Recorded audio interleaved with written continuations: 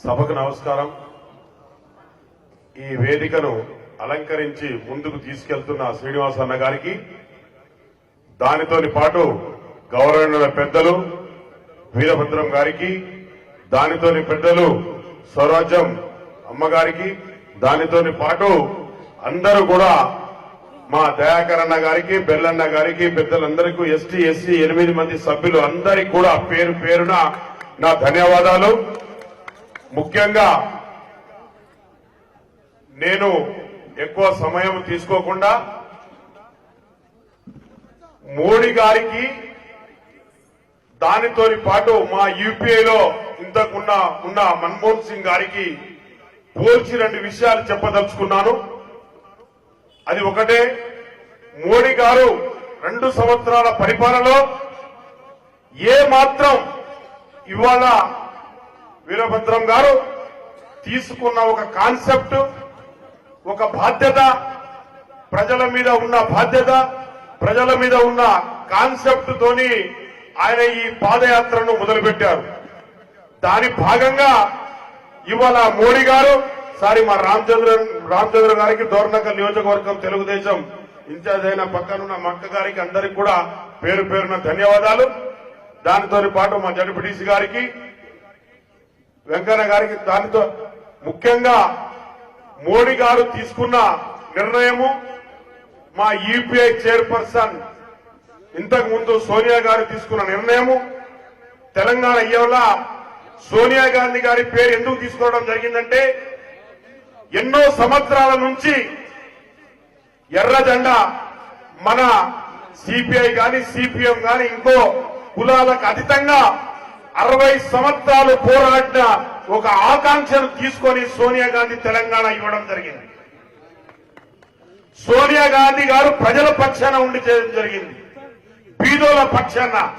నేను ఇవాళ సోనియా గాంధీ గారి పేరు ఎందుకు తీసుకుంటే, కాంగ్రెస్ పార్టీ అనే కాదు, ఆ రోజుల్లో స్పీకర్ గారు కూడా నేను హౌస్ లో ఉన్నా కాబట్టి ఈ తెలంగాణ ఎలా వచ్చిందనేది నాకు కూడా బాగా తెలుసు. తెలంగాణ ఎంపీలు కూడా ముందుకొచ్చి పోరాడారు. అది ఎలా వచ్చిందంటే, కింది నుంచి గ్రౌండ్ లెవెల్ నుంచి ఎస్టీ ఎస్సీ బడుగు బలహీన వర్గాలు 60 సంవత్సరాలు పోరాటం.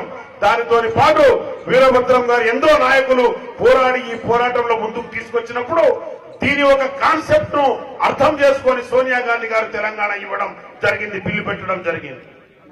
దానితో పాటు మోడీ గారు చేస్తున్న ఇవాళ అన్యాయానికి ఇవాళ ప్రజలకు ఇబ్బందికరంగా ఉంది. ఎందుకంటే ఆయన 2 సంవత్సరాలు చేసినా ఏ మాత్రం పని ఏది ముందుకు జరగలేదు. డాక్టర్ మన్మోహన్ సింగ్ గారు ఏది తీసుకున్నా కూడా బీద పక్షుల 100 రోజుల పని గాని, అంబేద్కర్ గారి ఆశయాలను నిలబెట్టాలని 100 రోజుల పని కానివ్వండి, మోడల్ స్కూల్స్ కానివ్వండి, మండలానికి కేంద్ర విద్యాలయాలు కానివ్వండి, ట్రైన్ సౌకర్యాలు కానివ్వండి, ఇరిగేషన్ ప్రాజెక్టు కానివ్వండి, దానితో పాటు నేను ఎక్కువగా తెలుపదలుచుకోలేదు.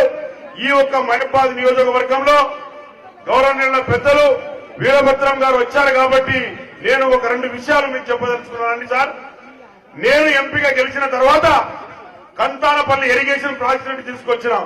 ఇంతకుముందు మీరు బయ్యారాం గురించి మాట్లాడారు. నేను బయ్యారాం ప్రాజెక్టు అడాప్టెడ్ అని కూడా ఫైల్లో రాయించిన ఈ మండలానికి, ఈ నియోజకవర్గంలో పార్లమెంట్ లో అందరికి ఉద్యోగాలు రావాలని యూపీఐ గవర్నమెంట్ లో నేను అది పాస్ చేయించాను. ఏది బయ్యారం ప్రాజెక్టు. దానితో పాటు కేంద్ర విద్యాలయాలు ఇలా సీలోర్లో నేను 100 LKG టు పీజీ దాకా లైలా స్కూల్ తీసుకొచ్చాను. ఇవాళ దోర్నకల్ స్కూల్ రోడ్ కానీ, మీరు పాదయాత్ర చేసిన రోడ్ కానీ, ఇవన్నీ కూడా నేను ఒక ఐటీఐ కూడా తెచ్చాను. బయ్యారంలో ఆల్రెడీ పెడితే మరి ఐటీఐ కాలేజీ కావాలని కూడా మహబాద్ లో ఐటీఐ కాలేజీ తెచ్చాను, కేంద్ర విద్యాలయం తెచ్చాను. ఇవన్నీ కూడా బీదోల పక్షాన ఉండే ఒక క్యాలిక్యులేటర్ అనుకోండి, బీదోలకు ఉపయోగపడే ఇది ఒక సంస్థగా అనుకోండి. మీరు అనుకున్నప్పుడే మనం ఒక బీదోల కాన్సెప్ట్ ముందుకు తీసుకెళ్లాం తప్ప వేరేది లేదు. ఈ వేదికపై ఉన్న మీరందరికీ కూడా పెద్దలకు పేరు పేరున ధన్యవాదాలు. నాకు ఈ అవకాశం ఇచ్చిన, మా పార్టీలు అతీతంగా మాకు అవకాశం ఇచ్చిన వీరభద్రం గారికి, వాళ్ళ ఒక కాన్సెప్ట్ అందరికీ కూడా పేరు పేరున ధన్యవాదాలు.